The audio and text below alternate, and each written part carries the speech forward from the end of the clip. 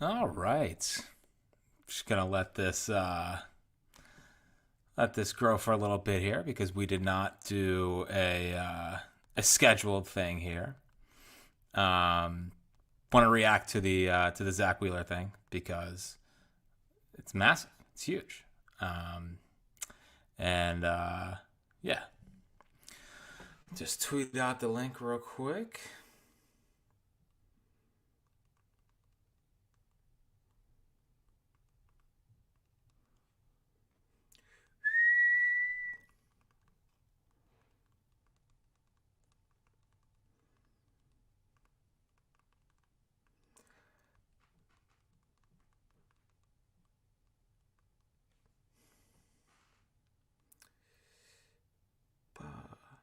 All right.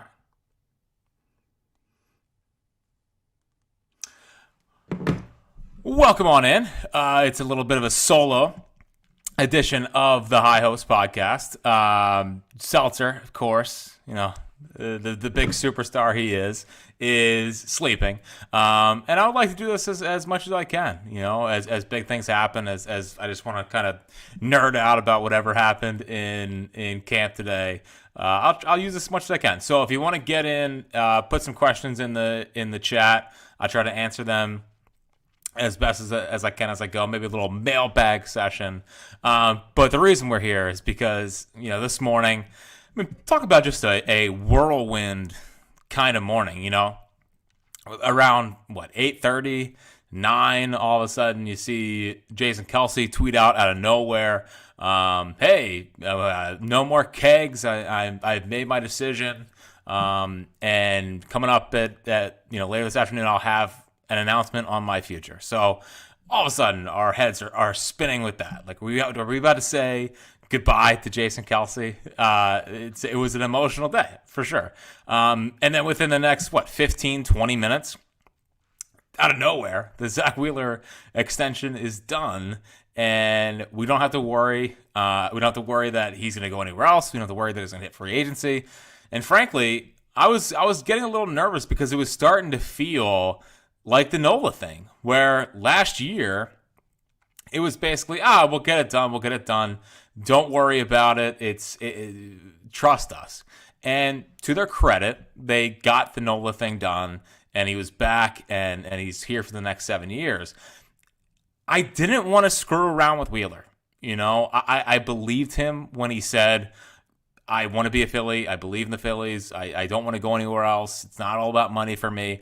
But, his agents are his agents, and his representatives are their jobs to go get the best deal possible.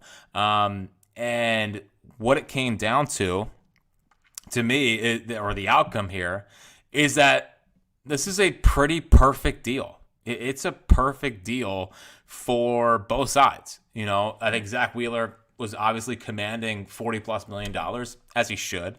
He's Zack Wheeler. He's one of the 3 or 4 best pitchers in baseball. He's been an unbelievable steal so far.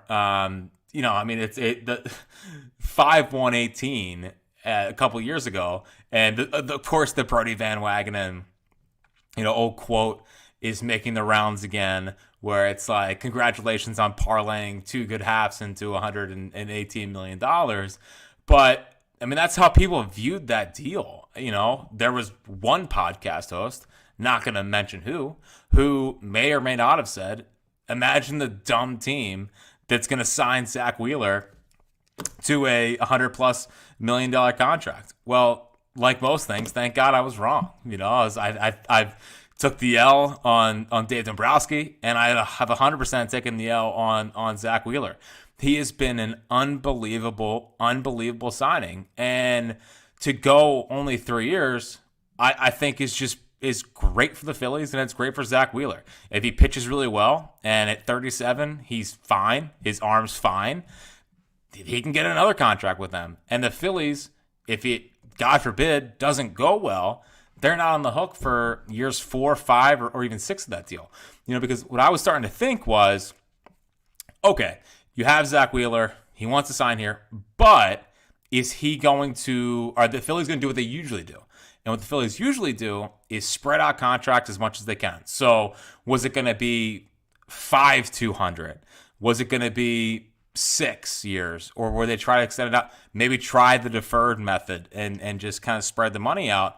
But to their credit, they got the less years and the high AAV, which is not something they've traditionally done. But when you're dealing with a pitcher who's going to be pitching in his age 34 season this upcoming year, you have to. I just think that being able to sign him for 3 years, you give him the high AAV because he's earned that. You know, he's pitched at a $40 million contract the last couple of years.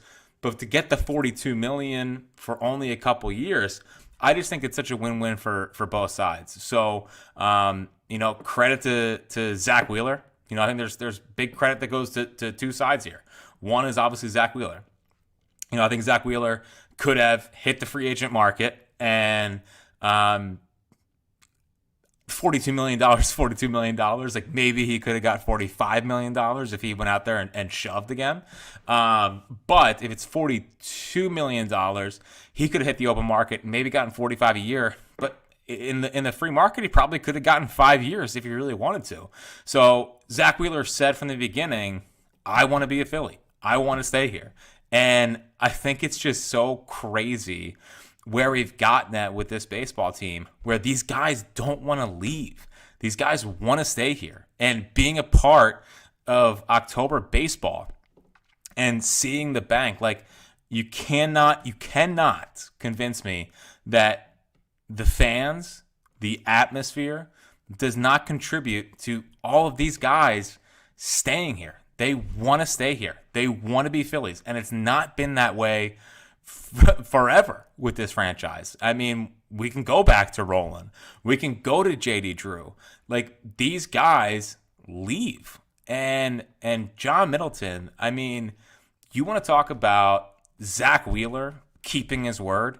You want to talk about, these guys and Bryce and all of these players keeping their word. No one has kept their word quite like John Middleton. And I mean, a couple years ago when he did the stupid money, it was like, John, I appreciate it, buddy, but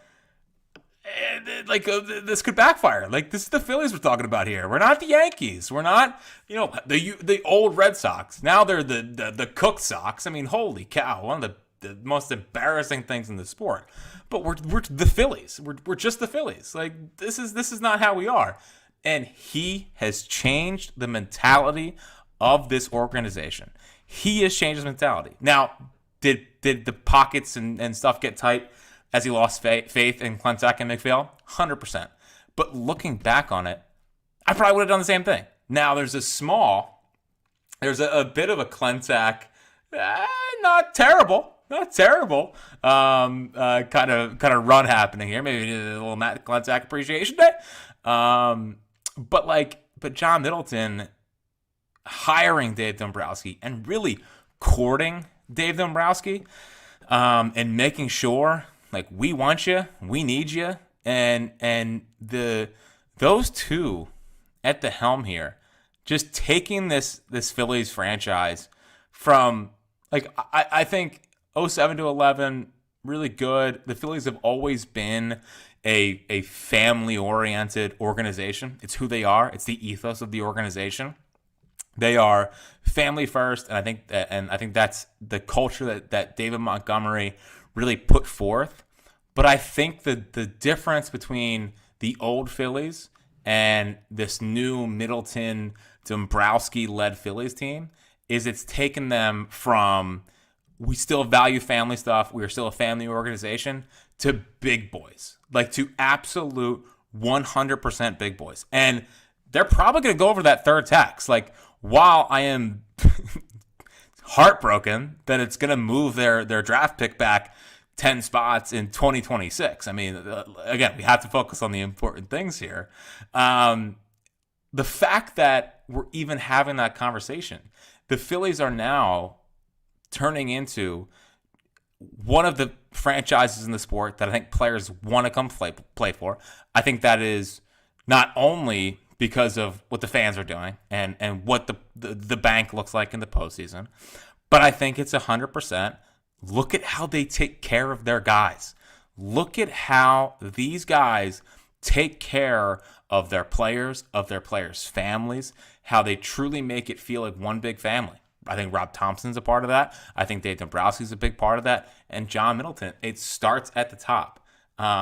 It's really exciting. And it's why, when I talk to Seltzer and we talk to Phillies fans, and I just kind of throw out, I know the doldrums that were, 2020, 2021, from 2012 on, but how they're currently constructed, and I know Dave Dombrowski is not going to be here forever. Like, I just have such a hard time believing that they're truly going to be in the toilet like they were during that time, having to dig themselves out, having to catch up to the others in the sport with the analytics and developing that kind of stuff. And speaking of Zack Wheeler, like, part of the reason he signed here was the analytics department, which is hilarious because I don't even know if it existed in 2020. That's when they had like the Google guy. But like the steps forward they've taken in that department, like I think that analytics is such a boogeyman's term where I don't think people really grasp what it is. Like, it's not just launch angle and batting Schwarber first and strikeouts, blah, blah, blah, blah, blah. Like, what they've done from, pitch sequencing, pitch usage, using the cameras, like, it's turned a guy like Zack Wheeler, who up until the contract was kind of viewed as a disappointment, like always had really good stuff, was hurt all the time, and has transformed him into one of the five best pitchers in all of baseball. And I remember when they signed him, there was, it might have been Robert Orr that wrote that he could be the next Garrett Cole. And I was like, we don't have to do this, we don't have to go out and compare Zack Wheeler to Garrett Cole because they both have similar stuff. But man, has he just totally and completely backed it up. So really just a perfect deal.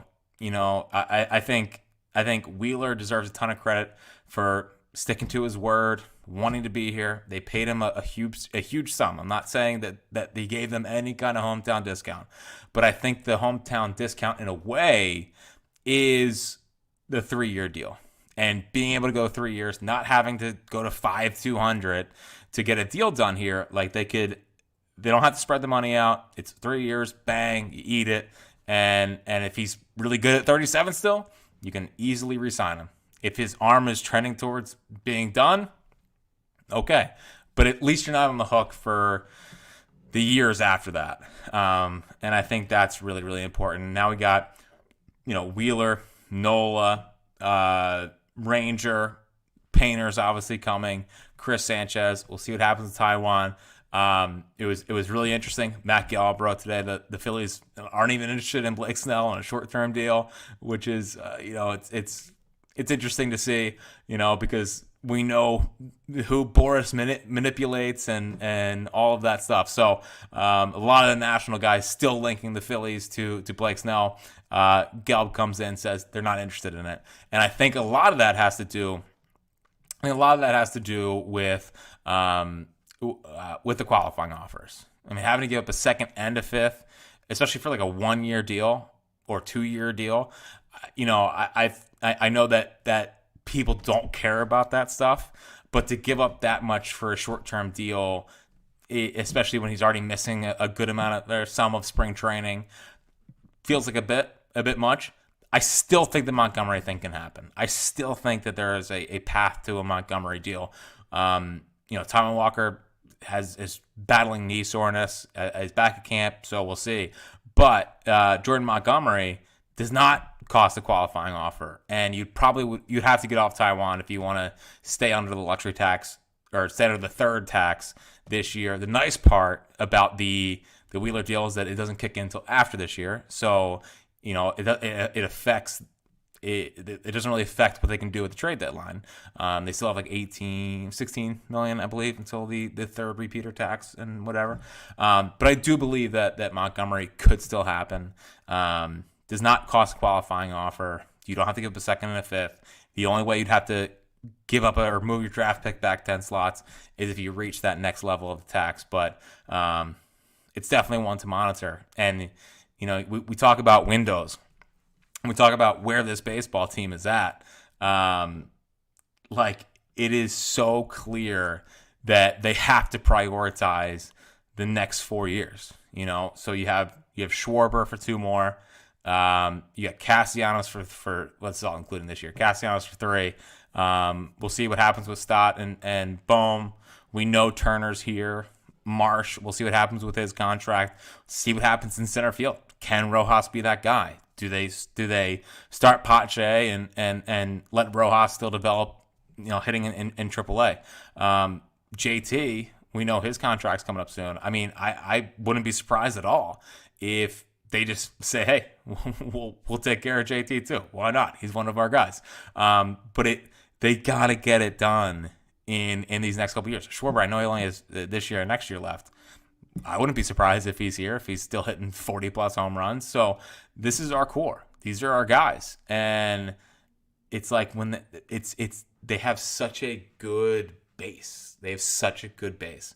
And the fact that we're now heading into a year and heading into these next couple years without the worry of losing our 1-2 punch, then it lets Painter just come in and he could be the 5 to start. It lets Chris Sanchez not too much pressure on him.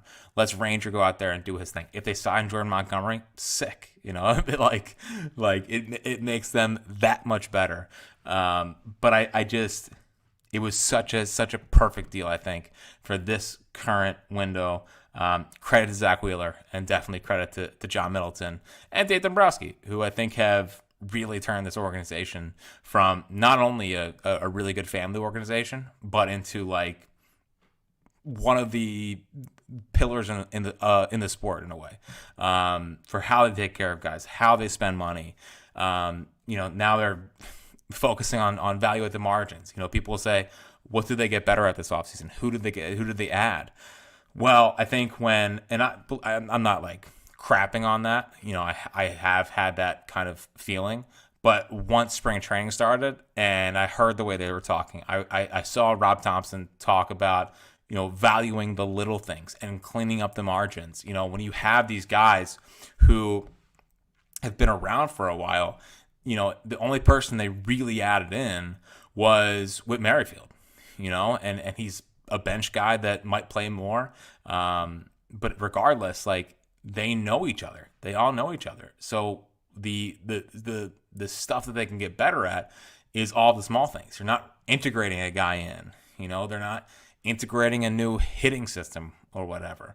They are they're just trying to get better at all the little things. I think we're going to see a more complete baseball team this year. I think we're going to see a team that is going to move runners along. And I know that that doesn't exactly excite people, but I think we're going to see them just get better at all the little things that really contribute to winning baseball. We talk a lot about winning baseball on the podcast, and I think we know what winning baseball looks like. I think the last couple of years they've gotten by just having a ton of talent.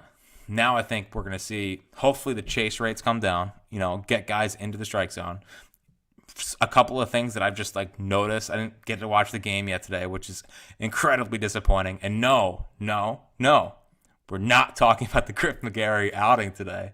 But I just from watching the games, getting the sense down there, listening to people talk from down there, pounding the strike zone with fastballs seems to be one of their core things right now. And getting guys in the zone and not chasing. And I think if you watch some of these Turner at bats, some of these JT at bats, what Bohm's doing, even Castellanos, they just look like it's a conscious effort to work on those things. You look at the starters, you look at the pitchers, looks like they're throwing more strikes. Now it's spring training, doesn't always translate over the regular season, but still seems like they're throwing more strikes. So that's been really good to see when you're talking about what they're going to get better at. I thought it was really good how much Zack Wheeler was really crediting Caleb Cotham today. Caleb Cotham a couple years ago, comes in, and I feel like he's trying to almost modernize the Phillies by himself. And it seems like now he's a bit more established. He's added some guys around him, like Brian Kaplan, and this kind of pitching staff is coming together. I guess when we're talking about things that, like, how is this team going to get better? You can't get into the super nerdy stuff all the time, but I know I said Adam Lind last night. That was a big old swing and a miss. But when you add Dustin Lind to Kevin Long's, organization, his group there, you have the Brian Kaplan, Caleb Cotham, like, brain trust, and now it's a top-down approach, and everyone's on the same page. That's why Preston Mattingly has been brought in too. Like, it's creating an entire Phillies way. And that's how you see guys, get better at the you see it that's how a team gets better at the margins. Bringing in a guy like Dustin Lind, who comes from the Giants, who I thought had a really good, in watching them, it felt like they all had a plan the last couple of years. And sometimes I feel like when the Phillies offense would crater, it's not like they always had a plan. And Kevin Long has talked about, like, he's being pulled in a million different directions, and now he can just really, really focus on his guys because Dustin Lind's here. So if you missed Alex Coffey's piece on him, just really, really good stuff. But yeah, just like Caleb Cotham, Brian Kaplan, and how much Wheeler truly respects him.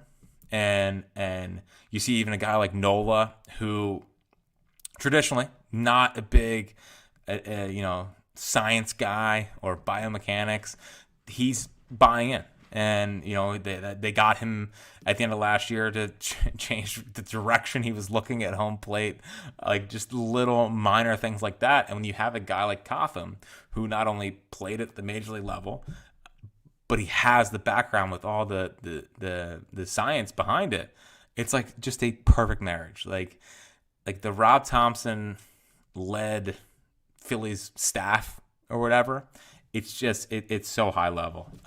So it's really fun. We went through a lot of dark periods with this baseball team, and it's just so refreshing to wake up and you're heading into a year where, like, they talk about the World Series, so why can't we talk about the World Series? And like, they just seem like such a healthy, well-functioning organization that takes care of their players. The players love playing here, and no one wants to leave. I thought it was really interesting on the broadcast the other day. Fransky and Ben Davis are talking to Bryce Harper, and of course the contract comes up, which I guess now that Wheeler's done, the Bryce Harper contract is now back on the table. But all these. I feel like if they do get it done, it's going to look a lot different than I think what people think. I don't think there's going to be new money on it. It feels like there's going to be deferrals on it, and like he's going to get taken care of. Like, John Middleton's not going to let Bryce Harper go. He also doesn't want him to be upset. I don't think he's really that upset. I think he just is making it known he wants to stay here, wants to be paid through his 40s and whatnot. And I think Middleton's going to take care of that. The part that I found interesting was at the end. And I don't know how they do it, but he hinted at wanting to be an owner. And I didn't take that lightly. Like, Bryce is pretty calculated with stuff. He's been laying the groundwork for this extension for a little bit. So when he just threw out there at the end, like, I don't want to be, didn't want to be a GM. Or no, he didn't want to be a broadcaster. He didn't want to be a broadcaster. He's like, I'd rather be an owner. I wonder if that's a part of this.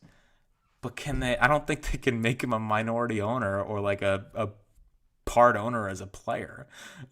Maybe they give him stock. I don't know. I just thought that was interesting. And he is he's very, very smart with this kind of stuff. And yeah, that one piqued my interest when he threw out the whole owner thing. But yeah, so Zack Wheeler, It's the biggest extension in baseball history by AAV, which is pretty crazy. So 3 years, $42 million. He's here. He's not going anywhere. And just credit to everyone involved. I think it's really, really a win-win. I obviously wanted to get Zack Wheeler done. I wanted his contract. I wanted him here. I didn't want him to go anywhere. But a part of me was 100% worried about them going 5 years and possibly extending this thing out, because that's been their MO in this, really high spending era. They didn't do that. They went high AAV. They went 3 years, and they got one of the best pitchers in baseball, who I think is going to age fine. I know this is like pie in the sky, high hopes, but I'm just being honest. Like, I watch him pitch. I see the fastball. I see how it still continues to grade out really well. I see him, working on a splitter and always continuing to evolve. There's a great piece in Fangraphs talking about with Zack Wheeler, and he's like, I'm always just trying to evolve and get better at little things. And if he can add in a splitter to go with the sweeper, that once again, like, I felt like Zack Wheeler has morphed into one of the 5 best pitchers in the sport. And I feel like he doesn't really ever throw his secondaries for strikes. His fastball is that good that he doesn't even have to sometimes get his secondaries over. He's that special of a talent. I feel like in the postseason, all of a sudden he found the sweeper, and it turned into a legit weapon for him. And by the way, keep pointing this out, he's the lowest postseason whip in the history of baseball. So he's not only been money in the regular season, he's been 100% money in the postseason. He actually wasn't even that great in the regular season last year. He's still really good, but in the postseason, it's so weird walking into a game or sitting down to watch a game in the postseason and have, like, I swear to you, I have no stress in a Zack Wheeler start in the postseason. It's like, even if he lets up some runs, he's not getting shelled. He's not going to get shelled. He's that dominant. So apparently he wants to work on the splitter because lefties did better against him last year. Splitter off of his fastball to lefties is pretty stupid. And I know he's tinkered around with the splitter in the past. I know he threw one with the Mets and had mixed results.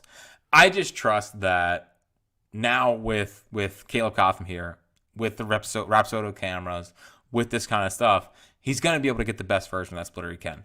The one fear of the splitter is how much stress it can put on your arm. So, like Kodai Senga is hurt now with the shoulder thing. People are blaming the splitter. They traditionally say that the more you spread your fingers, it stresses out your ligaments as it goes down your arm. So that's obviously something that to be concerned with. But at the same time, Roger Clemens pitched forever with a splitter. Schilling pitched forever with a splitter. Smoltz pitched forever with a splitter. So it's really just comes down to if your arm can handle it. And his arm seems really, really strong. So really exciting stuff. Really exciting stuff. Let me just try to sneak through some questions in here. Does Bohm lead the team in RBI this year? I'll say this. Even if it depends what they do with the lineup. I think it's going to be Schwarber. So Schwarber, Turner, Harper.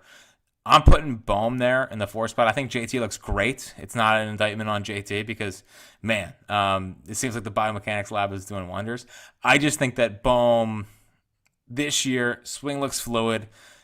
He's not really a strikeout guy. I trust him when it comes down to putting the ball in play when needed, where it's like you runner on third, less than 2 outs. I trust him to put the ball in the outfield. Not that I don't trust JT with that stuff, but I think Bohm is at least proven to be more of an RBI, guy over the years. So I like him in the 4 spot. Either way, pretty formidable lineup. Even if you want to lead off Stott, and you go Stott, Turner, Harper, I would still put Bohm there, and then you can go Schwarber, JT. Pretty good. It's pretty good. From my guy Anthony S. Benson, what do I think of Rojas opening up his swing a little bit? I didn't get to see today, which is a huge shame. I think his swing looks more powerful and it looks more clean. I'll kind of trust Kevin Long and those guys from that standpoint so far. I think he's working through some things. He is a young hitter. He's facing real pitching. He obviously was working on it all off season, but now he's working on real pitching. I think Pache looks great. Like I think both those guys look stronger. Like all these, even Kingery. And I know people don't want to go down the Scotty Jetpacks train again, but even Kingery's swing looks strong. Like all these guys, I'm telling you, it looks different. They all look stronger. JT looks stronger. Bohm looks stronger.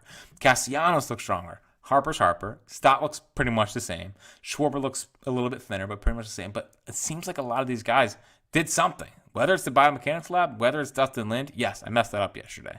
And it's so embarrassing because I was so excited. And I really thought it was Adam Lind the whole time. But it's Dustin Lind. And either way, he is it seems like he's a stud so far. Class A at the deadline, maybe. I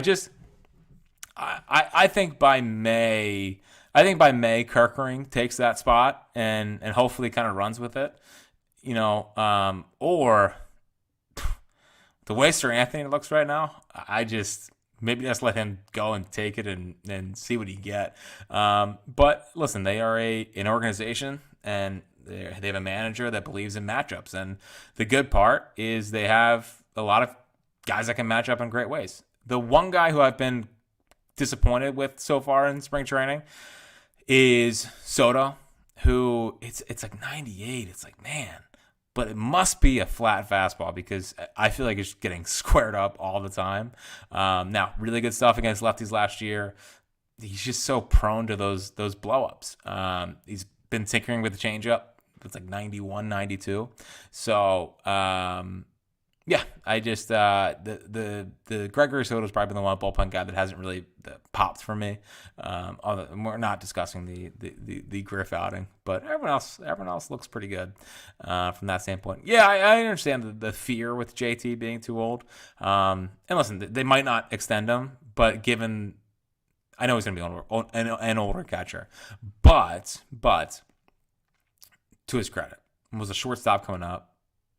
Theoretically has more fresh legs, and he's one of the most athletic catchers of all time. So maybe if they extend him out, I don't think it's going to be for $25 million a year, but do they do enough to keep him here and keep him a part of this core while they're going for it, as long as he doesn't completely crater in the next 2 years? I think that's definitely a possibility. I don't think it's gonna be like a 5-year extension, but taking care of that is going to be really interesting. Jack, are you team Sosa Cave or Kingery Pache? Ask me in 2 weeks. No, so my problem is I love Edmundo Sosa. I think he's a really valuable player. Not really valuable is probably a stretch, but I like Edmundo Sosa. I'm incredibly intrigued by Kingery, but I would like to see him at least do it at AAA for a little bit before I move on from Edmundo Sosa. I just don't want Jake Cave on this roster. I can't do it. David Dahl hit a home run the other day. I'm intrigued by David Dahl strictly because he's an all-star in 2019, and I feel like I've owned him in fantasy for like the last 5 years. So I would be curious by that. Pache, again, I don't want to lose him. Guy's 25, former top 10, 15 prospect in the sport. Listen, I'm intrigued by Johan Rojas, but there's definitely real questions as to whether or not he can hit. Pache looks like he can hit so far. Now, I think they've, in the last couple of years, I think they have overreacted sometimes to spring training results, and they've kind of overrated them from that standpoint. But with no options, I don't want to just lose the guy, and I feel like some bad team would pick him up. So if it comes down to, do you start Rojas in AAA, see how he does, and then let Pache start on opening day? If he continues to hit well, I would much rather do that. Any chance that Taijuan Walker leads the team and wins again? I've been mostly anti Taijuan Walker just because it was brutal. Watching an innings eater is not exactly the most fun thing in the world. But there's a real chance for upside here. He also, if we want to use the excuse of the World Baseball Classic for a lot of these guys, he also pitched in the World Baseball Classic. So maybe the velo ticks up a little bit. Hopefully the knee is fine. Seems like he's back in spring training. So he's probably going to be in the rotation unless they sign Jordan Montgomery.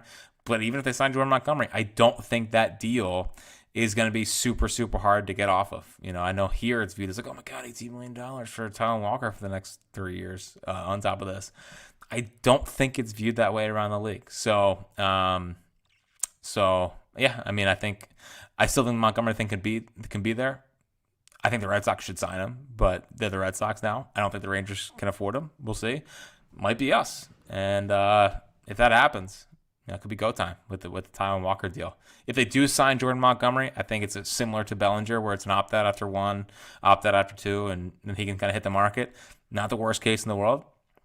You have Wheeler Nola under contract, Rangers here, Sanchez is here, Painter in 2025. So, even if he opts out, it's not a super disaster for him to leave, and you have reinforcements. Even if you traded Taijuan Walker, you could use that $18 million on someone else. So it's really just a win-win-win for everything around. I really hope they get it done.